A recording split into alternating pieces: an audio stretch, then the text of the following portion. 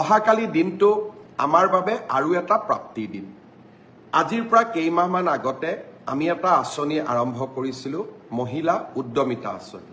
অৰ্থাৎ অসমৰ আত্মসহায়ক গোটৰ সদস্যসকলক ব্যক্তিগতভাৱে উপাৰ্জনমুখী কামত জড়িত কৰিবলৈ 10,000 টকাকৈ আমি সহায় কৰিম।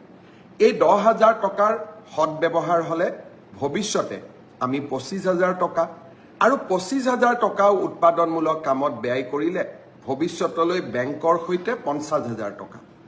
যেতিয়া মই এই আঁচনিটোৰ কথা কৈছিলোঁ, মহিলা সমাজে অত্যন্ত উৎসাহেৰে আগবাঢ়ি আহিছিল। আঁচনিটো ৰূপায়ণৰ নীতি নিয়ম পালন কৰোঁতে কিছু সময় লাগিলে। কংগ্ৰেছে উলিয়াই দিলে যে মুখ্যমন্ত্ৰী এনেই কৈছে, মহিলাসকলক ঠগালে, মহিলাসকলক পইচা কেতিয়াও নিদিয়ে।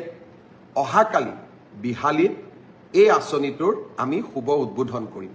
বিহালীত 23,000 মহিলাই এই আঁচনিটোৰ প্ৰথম পৰ্যায়ৰ 10,000কৈ টকা লাভ কৰিব। এই আঁচনিটোৰ জৰিয়তে অসমৰ আমি 27 লাখ মহিলাক 10,000 টকাকৈ প্ৰদান কৰিম, 2,700 কোটি টকা। আৰু নগৰ অঞ্চলতো 3 লাখ মহিলাক এই আঁচনি আমি প্ৰদান কৰিম, তাতো আমাৰ প্ৰায় 300 কোটি টকা। অৰ্থাৎ আমাৰ আই মাতৃসকলক উৎপাদনমুখী আৰু মহিলা সবলীকৰণৰ দিনত